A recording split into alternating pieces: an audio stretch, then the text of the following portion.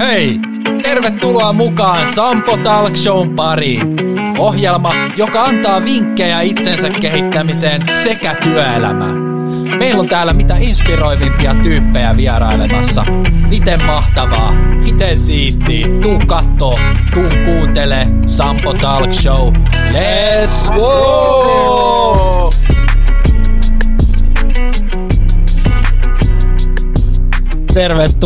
Tervetuloa mukaan Sampo Talk Shown pariin. Tänään on tiistaipäivä, kevät on alkanut ja mulla on suuri ilo ja kunnia esitellä mun vieras Milla-Maria Kansanoja, joka on psykologi. Tervetuloa. No, kiitos. Miten mä laitoin sulle ensimmäisen kerran viestiä, että tuutko sä podcastiin, niin millainen sun vastaanotto silloin oli? Mitä sä ajattelit silloin? Jes. Että totta kai, siis oli tosi kiva, että tämä on ihan mun ensimmäinen kerta podcastissa ja mä ajattelin, että tosi ensinnäkin siis kiva, että pyydetään vähän silleen, että no mistähän sä mut löysit, mutta siis tosi kiva, että löysin. Sä tulit itse asiassa LinkedInissä feedissä, että mä katsoin, että psykologi, että niin vitsi, että siistiä, että olisipa kiva saada psykologi Sampo Talk Shown pariin ja nyt sä oot siinä. Yes. Ja ihan loistava juttu, tervetuloa vielä kerran. Ja kiitos. Hei, miten sä oot päätynyt psykologiaa opiskelemaan? No siis sitähän mä itse kysyn itseltäni vähän väliin, että miten mä oikein tänne päädyin. Se ei ollut mikään siis semmoinen, että mulla ei ole todellakaan ollut pienenä selvää, että mä haluaisin olla psykologi, että ei missään nimessä. Että ehkä se ensimmäisen kerran tuli vähän se ajatus mieleen lukiossa, että mä silloin tykkäsin tosi paljon kyllä psykologian kursseista. Mutta en mä silloinkaan ehkä kauhean tosissani vielä miettinyt, että mä lähtisin psykologiksi. Että mulla oli aika paljon semmoista varmaan aika tyypillistä ajatusta siitä, että no, jos siellä kuuntelee ihmisten murheita päivät pitkät, niin onko se nyt sitten niin kivaa, että haluatko sitä oikeasti tehdä työkseen ja jaksaako sitä ylipäänsä.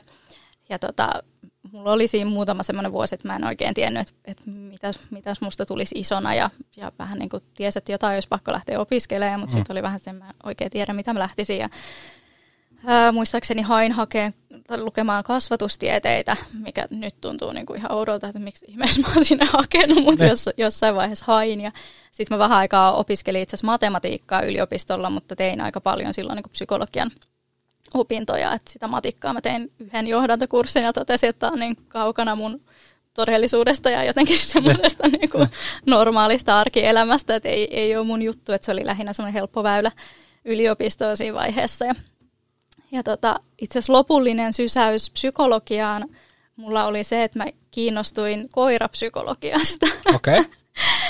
ja niin kuin koirien käyttäytymisestä ja mä halusin sitä ymmärtää paremmin ja sitä ei Suomessa tietenkään niin kuin hirveästi tällä hetkelläkään ole niin kuin psykologian näkökulmasta ja mä en halunnut lähteä ulkomaille opiskelemaan, että siinä mulla ei ollut semmoista kauhean intressiä lähteä kovin kauas ja sitten mä ajattelin, että no ehkä mä nyt kokeilen hakea psykaa opiskeleen ja siis kokeilinkin pari kertaa, että ensimmäisellä kerralla en päässyt sisään, mutta toisella sitten pääsin. Ja sitten siinä mukavasti onneksi opintojen aikana kävi niin, että kiinnostuin myös siitä ihmistyöstä, että tavallaan semmoinen eläinpsykologia on kyllä pysynyt tässä vähän rinnalla semmoisena harrastuksena, että saa nähdä, tuleeko se jossain vaiheessa vielä niin kuin työhönkin enemmän mukaan, mutta pääasiassa nyt sitten ihan tällaisia perinteisiä psykologin hommia on tehnyt.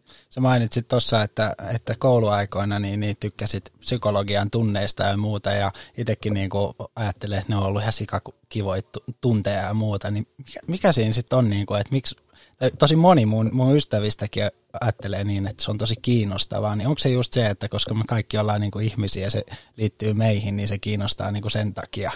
No, kyllä mä uskoisin, että se on nimenomaan se, että totta kai kun psykologia kertoo ihmisestä, niin kyllähän meillä on vähän semmoinen sisäsyntyinen tarve ymmärtää muita ja itteemme, niin kyllä se yleensä, tai uskoisin, että siitä johtuu se iso kiinnostus psykologia-alaa kohtaan.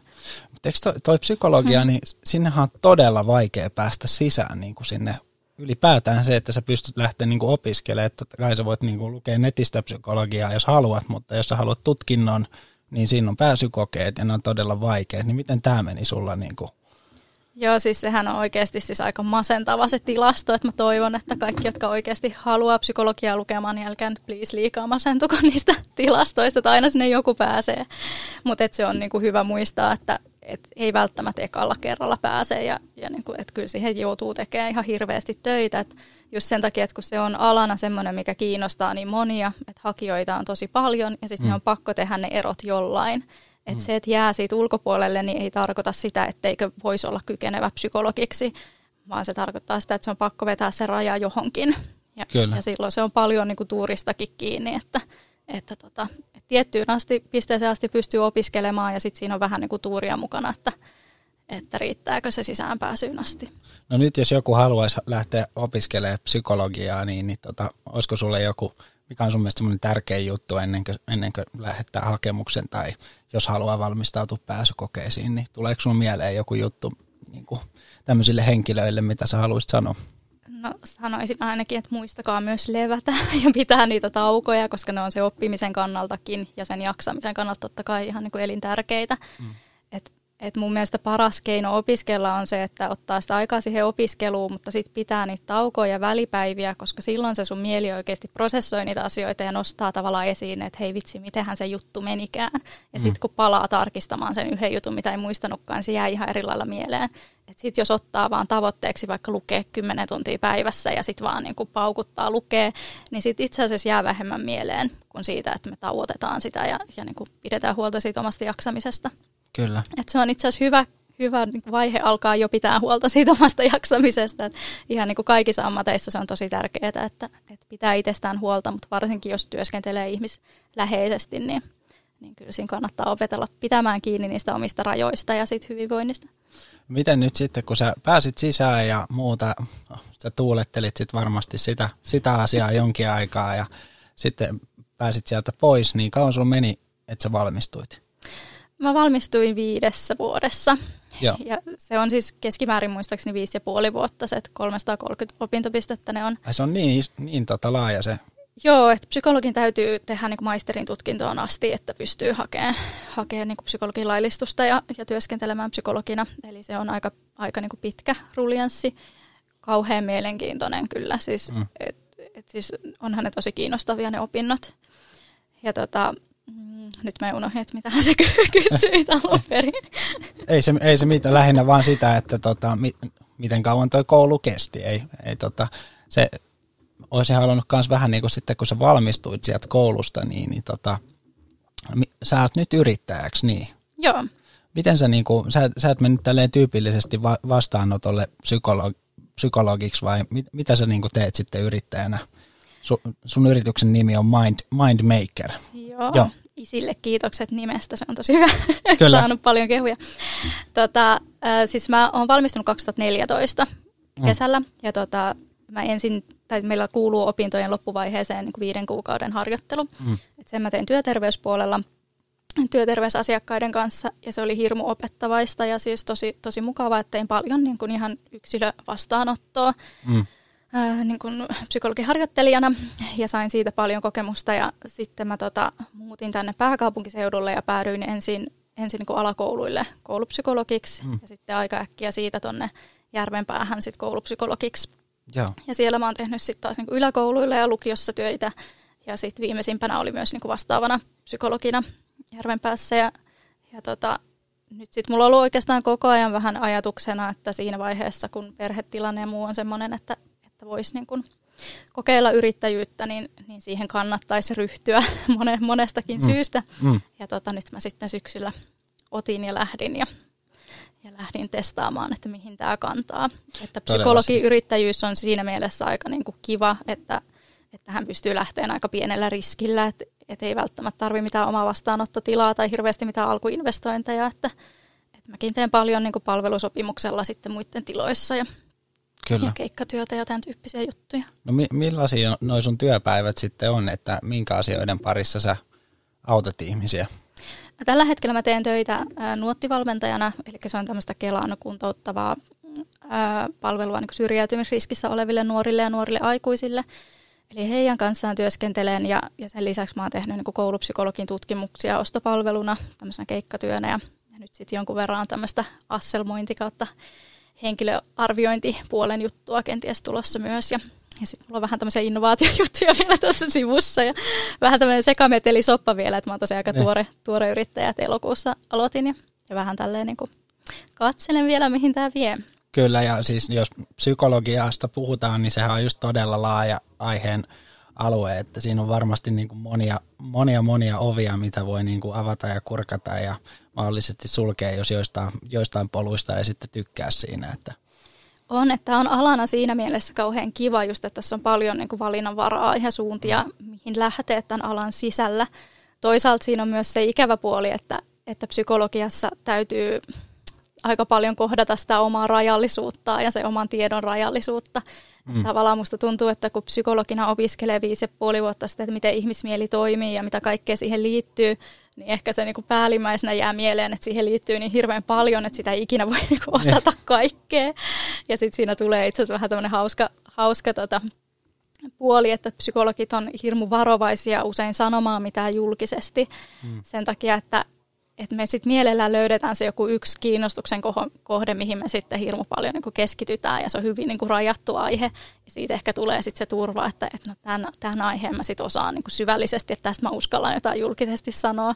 Ja sitten tavallaan semmoinen esimerkiksi just mielen hyvinvointiin liittyvät teemat, niin harva psykologi niistä puhuu, että jotenkin me ajatellaan ehkä, että ne on niin itsestäänselviä asioita, tai sitten me ei olla ehkä keskitytty niin, että se on niin laaja teema, että siihen ei ole oikein uskallettu lähteä, että kun me tiedetään, että ei ole yksiselitteisiä vastauksia ja yksilön kohdallahan kaikki tavallaan on mahdollista, että oli ne teoriat ja tutkimukset pohjalla mitä vaan, niin sitten se yksilön kohdalla voi aina olla asiat ihan toisin, että sitä tulee ehkä myös semmoinen tietynlainen varovaisuus, kun ymmärtää, että aihe on niin laaja, että sitä ei voi mitenkään niin kuin täysin aina tietää. Eikö toi ole aika raskasta, niin kuin, että mikä ei ole niin kuin mitenkään, että asiat voi olla näin tai voi olla noin? No siis siitähän tämä just tulee, että psykologit on ihan tunnettuja tästä toisaalta kielestään, että meiltä on tosi vaikea saada mitään suoria vastauksia sen takia, että kun niitä yksiselitteisiä vastauksia ei yksinkertaisesti ole niin kuin olemassa. Että mä oon itse siinä ehkä vähän jopa semmoinen poikkeuksellinen psykologi, että mä kyllä sit aika rohkeasti niin kuin sanon ja vedän yhteen ja ehdotan. Ja mä pyrin sit aina luomaan asiakkaan kanssa semmoisen suhteen, että se voi sit sanoa mulle, että jos mä ehdotan jotain ihan tyhmää. Niin. Joo. Mutta että mä aika rohkeasti kyllä sanon asioita, että on siinä ehkä vähän semmoinen poikkeuksellinen psykologi. No miten sä mainitsit tuossa alussa niin kuin koirien psykologiaa, niin miten se on nyt sitten muuttunut ihmisiin? Niin, se on hyvä kysymys. Mua ehkä se, mistä se koirien tai ylipäänsä niin kuin eläinten elekielen ja tämmöisen käyttäytymisen ymmärtäminen niin kuin juontaa, niin mua kiinnostaa tavallaan semmoinen luonnollinen viisaus ja luonnolliset toimintatavat, mitä eläimillä on. Ja tavallaan myös niin kuin eläinten tavallaan hyvinvointi ja semmoinen henkinen hyvinvointi ja ehkä myös se henkinen pahoinvointi, että mistä se eläimillä yleensä juontaa. Ja mulla on jotenkin semmoinen ihmiskäsitys, että mä näen ihmisen niin kuin yhtenä eläimenä tietyllä tapaa siis siinä mielessä, että musta se on vähän hassu ajatus, että me ollaan jotenkin luomakunnan kingejä ja kukaan muu ei ole niin kuin mitään, että se on aika kaukana siitä, että miten mä näen asiat, että mä oon hirmu kiinnostunut myös tavallaan siitä ihmisen niin kuin, siitä viisaudesta, mitä meilläkin on kehossamme ja tavallaan keho- ja mielen yhteyksiä ja että miten me voitaisiin hyödyntää näitä asioita ja tavallaan, että mistä se joku esimerkiksi mielen oire voisi johtua, että mitkä kaikki asiat siihen vaikuttaa. Ja onko sitten loppupeleissä, niin kuinka paljon eroa on kasvattaa koira tai lapsi? No se riippuu varmaan ihan, kuin yksityiskohtaisesti sitä asiaa lähtee niinku käymään läpi. Että jos niinku kauhean pintapuolisesti miettii, että rakkaudella rajoilla pääsee molempien kanssa aika pitkälle, että silleenhän siinä ei välttämättä ole hirveästi eroa, mutta kyllähän sitten taas ihminen on aika kielellinen olento, että me paljon niinku käsitellään asioita niinku sekä sosiaalisissa suhteissa että omassa mielessämme sen kielen kautta. Että siinä tulee just tämmöinen tietynlainen ehkä tunnetaitojen harjoittelu ja se, että sanotetaan niitä asioita ja sanotetaan niitä tunteita. Että koiralle sillä tuskin on niin väliä, että sä menet sille sanoa, että voi puppe, että nyt sua varmaan vähän ahdistaa. se ei varmaan, niin kuin, voisin kuvitella, että koiralle on niin merkityksellistä, mutta taas lapselle se sitten onkin aika merkityksellistä, että hän saa sanoja sille tunteelleen. Sä sanoit vähän, annoit tuossa, niinku, kerroit vähän, mitä sä olit tehnyt työtä ja muuta, ja sitten sulla oli tämä joku niinku, supervisio mielessä siinä, niin uskallatko sä paljastaa, että mihin sä haluaisit niinku, suuntautua sitten? Niinku? No siis ylipäänsä koko urani mä oon tavallaan tehnyt tämmöisen arkisen mielen hyvinvoinnin parissa, ja se on se, mitä mä ehdottomasti haluan jatkossakin tehdä, tavallaan ennaltaehkäisyssä ja niin kuin semmoisessa psykologisessa tiedossa, mikä koskettaa meitä kaikkia. Et siellä se mun intohimo paljon on. Ja tosiaan nyt viime aikoina varsinkin tämä niinku kehon ja mielen niinku suhteet ja paljon keskustellaan siitä, että missä se mieli on ja miten se mieli ja keho niinku liittyy toisiinsa. Ja esimerkiksi lääketieteessä jotenkin se usein erotetaan se mieli sieltä, niin kuin se olisi jotenkin erillinen osa sitä muuta kroppaa.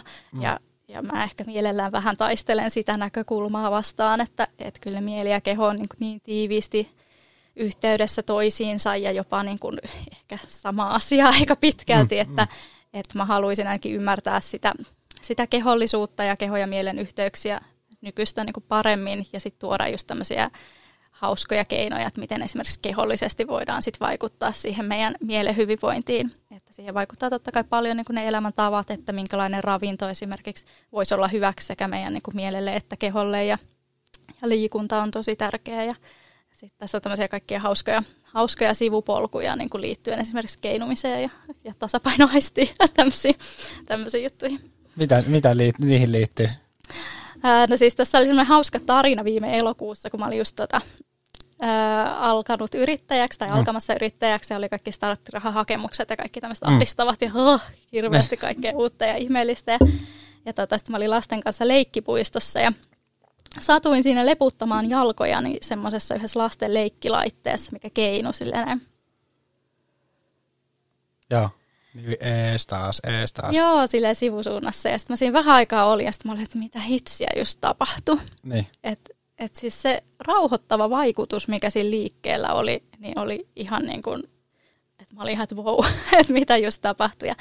Ja sitten mä muistin, että mulla oli yliopistoaikana käynyt jo mielessä se, että kun on olemassa semmoinen EMDR-silmänliiketerapia, niin se käyttää niin kuin pääasiassa semmoisia horisontaalisia silmänliikkeitä niin kuin trauman käsittelyssä. Ja mä olin silloin jo niin kuin miettinyt, että kun sitä käytiin opinnoissa läpi, että no hei vitsi, että kun esimerkiksi stressaantunut hevonen, että se saattaa alkaa tälleen kutomaan, eli keinumaan tällä lailla sivulta sivulle. Että voisikohan tuossa olla joku juttu tuossa keinumisessa. Ja sitten tietenkin tälleen psykologina sitä alkoi kaivelemaan, että voisikohan tässä löytyy jo jotain tutkimustietoa. Ja siis siitähän löytyy yllättävän paljon, mutta se on mielenkiintoista, että nämä on semmoista tutkimustietoa, mistä kellään ei tunnu olevan niin kuin vielä mitään tietoa ainakaan niin kuin Suomessa, että en ole hirveästi törmännyt, että kukaan olisi tästä puhunut aikaisemmin. Mutta siis keinuminen tosissaan muun muassa laskee verenpainetta ja vähentää ahdistus- ja masennusoireita ihan tutkitusti. Ja esimerkiksi dementiapotilailla on helpottanut niitä dementiaoireita jonkun verran. Toi on tosi mielenkiintoista, että sä mainitsit ton niinku keinumisen, kun mulla itse asiassa lukee mun kalenterissa tai Trellossa, niin lukee terapiakeinu, on yksi tämmöinen mun villi idea, ja se tuli siitä, kun me oltiin Kihlatun kanssa, oltiin tuolla koulun pihalla, ja siellä ei ollut ketään silloin, ja siellä oli tällainen niinku pyöreä iso keinu, ja mentiin sitten siihen, ja keinuttiin siihen hetken aikaa, ja just toi sama fiilis, että ei vitsi, tämä tuntuu ihan sika hyvältä keinoa tässä, ja sitten vuorotellen niin keinutettiin toisiin, ja sitten mä olin niinku se, vitsi, että tämmöisiä juttuja niin pitäisi saada niin johonkin tämmöiseen just terapiatyyppiseen meininkiin, että tavallaan joku vaan keinuttaa sua ja sä voit olla kuin pikku sampuvauva siinä ja kokea sitä äidin lämpöä siellä alitajunnassa, niin vitsin siisti juttu. Eikö se ole ihan uskomaton se vaikutus? Mä olin kanssa itse ihan niin kuin tosi positiivisesti yllättynyt. Ja sitten se oli hauska, että mä oon joillekin näille mun valmennusnuorille, joilla on ahdistusoireita, niin neuvonut tänne, että hei, että jos sulla on ahdistan, testaa. Että toki tästä niin kuin se tutkimustieto, että jos nyt mennään ihan puhtaasti jonkin tieteelliselle puolelle ja muuta, niin eihän se nyt vielä mitään kauhean kattavaa niin kuin ole. Mutta nyt kuitenkin puhutaan siis niin kuin keinuvasta liikkeestä, mikä on niin luonnollinen asia, että sä nyt ihan hirveästi siinä häviät, jos sä sitä testaat. Että siitä on tosi mielenkiintoista alustavaa tutkimustietoa, että se muun muassa niin kuin parantaa tai helpottaa nukahtamista. Et esimerkiksi jos on vaikeuksia saada illalla unta, niin nouskaapa istumaan, kokeilkaa keinua. Ja sitten? Vähän aikaa. Ja siinä on tärkeää just, että se pää keinuu niin kuin liikkeen mukana, koska se meidän tasapaino elin sijaitsee tuolla sisäkorvassa, niin se reagoi etenkin noihin pääliikkeisiin. Kyllä se ensimmäinen reaktio oli vaan se, että mulla tuli hymy huuleen ja oli vaan silleen, että ai vitsi, tää tuntuu kyllä hauskalta vaan leijailla tässä näin ja muuta. Mutta toi oli myös mielenkiintoinen, mitä sä mainitsit tuosta niinku keho- ja mielen yhteydestä ja niinku lääketiede tutkii niinku, käsittääkseni just aika paljon niinku, lääkkeitä ja niiden vaikutuksia erilaisiin sairauksiin ja muuta. Ja sitten tavallaan se pointti, että kun ollaan niin kuin uskonnot ei ehkä ole siinä roolissa, niin kuin missä ne on ollut ennen. Ja tavallaan uskonnoissa on tosi paljon sitä semmoista tietynlaista niin kuin henkistä hengellisyyttä ja hyviä niin kuin ohjenuoria elämää ja muuta. Ja niin kuin tavallaan sä saat, vaikka se ei välttämättä olisi tieteellisesti totta, niin tavallaan se, että sulla on semmoinen helpotus, että asiat on näin tai asiat on noin. Ja nyt kun me eletään tämmöisessä modernissa yhteiskunnassa, miksi mikä ei oikeastaan ole niin kuin totta tai mikä ei niin kuin ole oikein tai väärin tai muuta, niin se on tosi sekoittavaa ja ehkä niin kuin siinä matkalla sit on unohtunut tämä hengellinen puoli ihan täysin. Mitä sä mainitsitkin tuossa, että sitä niin kuin aika vähän niin kuin tutkitaan, mutta että nyt ilmeisesti, niin kuin mitä on itse uutisia ja muut seurannut, niin tämä on noussut, että täällä on tullut erilaisia tämmöisiä alitajunnan stimuloivia tekniikoita tavallaan, millä sä voit niin kuin edesauttaa sitä hyvinvointia. Vai onko mä ihan hakoteilla? Mä en ihan tarkkaan tiedä nyt, mihin sä niin kuin viittaat. Että noissa on vähän toki semmoista, että aika paljon tuodaan markkinoille semmoisia juttuja, mitkä vähän vierhotaan tieteellisiksi, mutta mitkä ei sitten ehkä ole kauhean tarkastelua kestä. Mutta se, mikä mua itse kiinnostaa just esimerkiksi tuossa tasapainoaistin roolissa, mitä ei niinku, että vaikka siitä on jo paljon tieteellistä tutkimusta, niin sitä ei niinku tiedosteta monenkaan asian taustalla sit kuitenkaan, että se voisi olla vaikuttavana tekijänäkään. Niin esimerkiksi nämä kelluntatankit, mitä on, että siinäkin puhutaan paljon tämmöisestä niinku aistideprivaatiosta, eli tavallaan, niinku, että sulla on vähemmän aistiärsykkeitä kuin normaalisti arjessa, että se on niinku se rauhoittava mekanismi takana, mutta itse asiassa siinäkin, jos me kellutaan, niin sehän on niinku tasapaino aistille myös hyvin erilainen niin kuin aistimus verrattuna sitten tämmöiseen niin kuin normaalioloon, että siinäkin olisi mun mielestä hauska, että niin kuin hyödynnettäisiin myös sitä ajatusta, että siinäkin se tasapainoaisti on aika isossa roolissa, että voisiko se osaltaan selittää niitä hyödyllisiä vaikutuksia, mitä sitten on todettu esimerkiksi niillä kelluntatankkijutuille. Kyllä. Mutta että siinähän, jos mietitään niin kuin henkisyyttä ja just tämmöistä uskonnollisuutta, niin se on vähän tietenkin niin kuin oma osa-alueensa, että jotenkin takaa niinku sellaista niinku mindfulness-tyyppistä vähän niinku mielen niinku rentoutusta tietyllä tavalla tai semmoista niinku, mitähän mä selittäisin? No semmoista niinku ylipäätään se, että me yritetään vaan olla meidän mielen kanssa ilman, että me vaikka se, että jos mua ahdistaa nytten, niin että mä menisin koneelle, vaan että mä sen sijaan käsittelisin sen mun mielen ongelman vaan tekemättä mitään, että mä oon mun pään sisässä tekemässä sitä.